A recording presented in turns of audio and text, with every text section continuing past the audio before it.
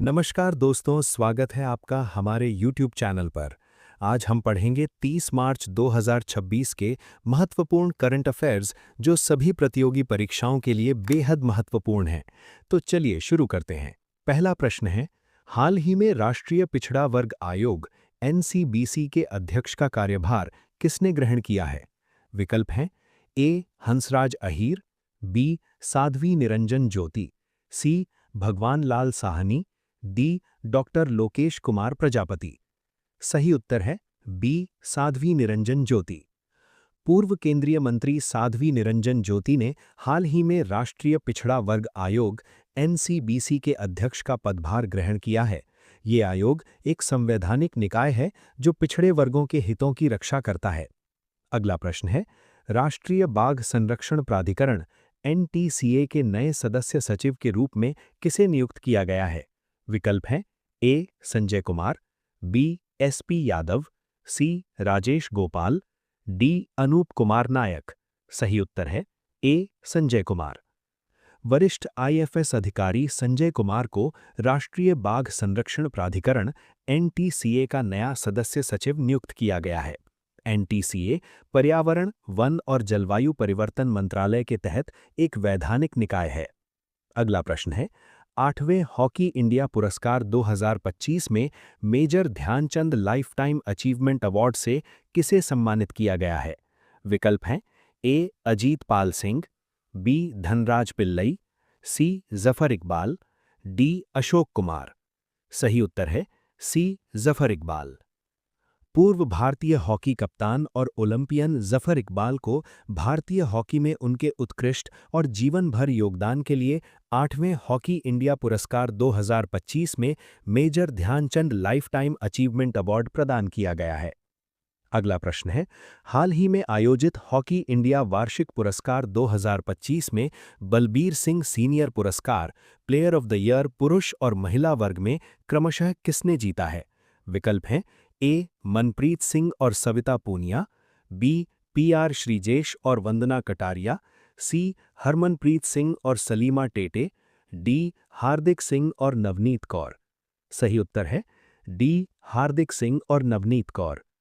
Hockey India awards 2025 में शानदार प्रदर्शन के लिए मिडफील्डर हार्दिक सिंह को पुरुष वर्ग में और नवनीत कौर को महिला वर्ग में सर्वश्रेष्ठ खिलाड़ी के रूप में प्रतिष्ठित बलबीर सिंह सीनियर पुरस्कार से सम्मानित किया गया। अगला प्रश्न है, हॉकी इंडिया अवार्ड्स 2025 में उभरती हुई प्रतिभाओं के लिए Jugraj Singh award for upcoming player of the year पुरुष अंडर 21 का खिताब किसने जीता है? विकल्प हैं ए. Prince Deep Singh, B. उत्तम सिंह, सी. विष्णुकांत सिंह, डी. अरिजीत सिंह हुंदल। सही उत्तर है ए. प्रिंस दीप सिंह। युवा और उभरते हुए खिलाड़ी प्रिंस दीप सिंह को उनके बेहतरीन खेल कौशल और भविष्य की संभावनाओं को देखते हुए हॉकी इंडिया अवार्ड्स 2025 में Jugraj Singh award for upcoming player of the year under 21 से नवाजा गया है। अगला प्रश्न है, प्रसिद्ध लेखिका अरुंधति रॉय ने अपनी हालिया किस पुस्तक संस्मरण के लिए 2026 national book critics circle award जीता है? विकल्प हैं A. The god of small things, B. The ministry of utmost happiness, C. Mother Mary comes to me, D. आज़ादी, फ्रीडम, फांसीवाद, फिक्शन। सही उत्तर है C. Mother Mary comes to me. Booker पुरस्कार विजेता प्रसिद्ध भारतीय लेखिका अरुंधति रॉय को उनके हालिया संस्मरण Mother Mary comes to Me के लिए प्रतिष्ठित 2026 national book critics circle Award से सम्मानित किया गया है। अगला प्रश्न है, रक्षा अधिग्रहण परिषद ने हाल ही में किस देश से S-400 सतह से हवा मिसाइल प्रणाली के 5 अतिरिक्त स्क्वाड्रन खरीदने के प्रस्ताव को मंजूरी दी है? विकल्प हैं A. France, B. Israel, C. America, D. रूस। सही उत्तर है डी. रूस। भारत की वायु रक्षा क्षमता को और अधिक सुदृढ़ करने के लिए रक्षा अधिग्रहण परिषद ने रूस से advance S-400 air defence missile system के 5 अतिरिक्त स्क्वाड्रन की खरीद के प्रस्ताव को मंजूरी दी है। अगला प्रश्न है, हाल ही में भारत के किस राज्य में यूथालिया जुबिन गार्गी नामक नई तितली की प्रजाति खोजी गई है? विकल्प हैं ए. असम, बी. अरुणाचल प्रदेश, सी. मेघालय, डी. सिक्किम। सही उत्तर है बी अरुणाचल प्रदेश। अरुणाचल प्रदेश के जंगलों में तितली की एक नई प्रजाति की खोज की गई है। मशहूर गायक और संगीतकार जुबिन गर्ग के सम्मान में इस प्रजाति का नाम यूथालिया जुबिन गार्गी रखा गया है। अगला प्रश्न है, हरियाणा राज्य का पहला ग्रीन हाइड्रोजन प्लांट कहाँ स्थापित किया जाएगा? विकल्प हैं ए पानीपत, बी गुरुग्राम, सी फरीदाबाद, डी हिसार। सही उत्तर है ए पानीपत। स्वच्छ और नवीकरणीय ऊर्जा को बढ़ावा देने के उद्देश्य से हरियाणा राज्य का पहला ग्रीन हाइड्रोजन प्लांट पानीपत में स्थापित किया जा रहा है। ये कार्बन उत्सर्जन को कम करने की दिशा में एक महत्वपूर्ण कदम है। अगला प्रश्न है, उत्तर प्रदेश के किस जिले में ऐतिहासिक 52 किलोमीटर लंबी वंश गोपाल 24 कोसी परिक्रमा यात्रा को पुनर्जीवित किया जा रहा है? विकल्प हैं ए अयोध्या, बी मथुरा, सी संभल, डी वाराणसी। सही उत्तर है सी संभल। उत्तर प्रदेश के संभल जिले में धार्मिक और सांस्कृतिक दृष्टि से अत्यंत महत्वपूर्ण ऐतिहासिक 52 किलोमीटर लंबी वंश गोपाल 24 कोसी परिक्रमा यात्रा को राज्य सरकार और स्थानीय प्रशासन द्वारा पुनः शुरू किया जा रहा है। अगला प्रश्न है, हाल ही में प्रधानमंत्री नरेंद्र मोदी द्वारा नोएडा इंटरनेशनल एयरपोर्ट के पहले चरण का उद्घाटन कहाँ किया गया? विकल्प है ए ग्रेटर नोएडा, बी जेवर गौतम बुद्ध नगर, सी गाजियाबाद, डी बुलंदशहर। सही उत्तर है बी जेवर गौतम बुद्ध नगर। प्रधानमंत्री नरेंद्र मोदी ने गौतम बुद्ध नगर जिले के जेवर में नवनिर्मित नोएडा इंटरनेशनल एयरपोर्ट के पहले चरण का उद्घाटन किया। पूर्ण रूप से तैयार होने पर यह भारत का सबसे बड़ा हवाई अड्डा होगा। अगला प्रश्न है, हिमस्खलन के कारण चर्चा में रहा जोजिला दर्रा किन दो क्षेत्रों को आपस में जोड़ता है? विकल्प हैं ए श्रीनगर और लेह, बी मनाली और लेह, सी श्रीनगर और कारगिल, डी जम्मू और श्रीनगर। सही उत्तर है ए श्रीनगर और लेह।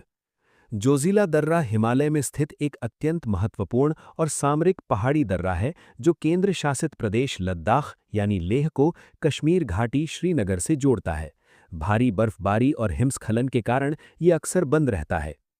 अगला प्रश्न है, जम्मू और कश्मीर तथा लद्दाख में भव्य कुंभ मेलों का आयोजन किन नदियों के तट पर किया जाएगा? विकल्प हैं ए चिनाब और श्योक, बी रावी और जांस्कर, सी झेलम और सिंध, डी तवी और नूब्रा। सही उत्तर है सी झेलम और सिंध। सांस्कृतिक एकता और धार्मिक पर्यटन को बढ़ावा देने के लिए जम्मू कश्मीर में झेलम नदी और लद्दाख में सिंधु नदी के तट पर भव्य कुंभ मेलों के आयोजन की रूपरेखा तैयार की गई है। अगला प्रश्न है, हाल ही में किस राज्य सरकार ने प्रमुख और मध्यम सिंचाई परियोजनाओं की पहली जनगणना समय पर पूरा करने के लिए राष्ट्रीय पुरस्कार जीता है? विकल्प हैं ए मध्य प्रदेश, बी राजस्थान, सी गुजरात, डी महाराष्ट्र। सही उत्तर है बी राजस्थान। राजस्थान को प्रमुख और मध्यम सिंचाई परियोजनाओं की पहली जनगणना समय सीमा के भीतर सटीकता के साथ सफलतापूर्वक पूरा करने के लिए केंद्र सरकार द्वारा राष्ट्रीय पुरस्कार से सम्मानित किया गया है। अगला प्रश्न है, हाल ही में किस राज्य सरकार ने मानसिक स्वास्थ्य सेवाओं के लिए न्यूनतम गुणवत्ता मानक प्रदान करने हेतु मसौदा राज्य मानसिक स्वास्थ्य देखभाल विनियम 2026 जारी किया है? विकल्प हैं ए केरल, बी कर्नाटक, सी महाराष्ट्र, डी तमिलनाडु। सही उत्तर है डी तमिलनाडु। तमिलनाडु सरकार ने राज्य में मानसिक स्वास्थ्य संस्थानों और सेवाओं में सुधार लाने तथा मरीजों को न्यूनतम गुणवत्ता मानक सुनिश्चित करने के लिए राज्य मानसिक स्वास्थ्य देखभाल विनियम 2026 का मसौदा जारी किया है। दोस्तों, अगर आपको ये वीडियो उपयोगी लगा हो तो वीडियो को लाइक करें, चैनल को सब्सक्राइब करें और इसे अपने दोस्तों के साथ जरूर शेयर करें। धन्यवाद।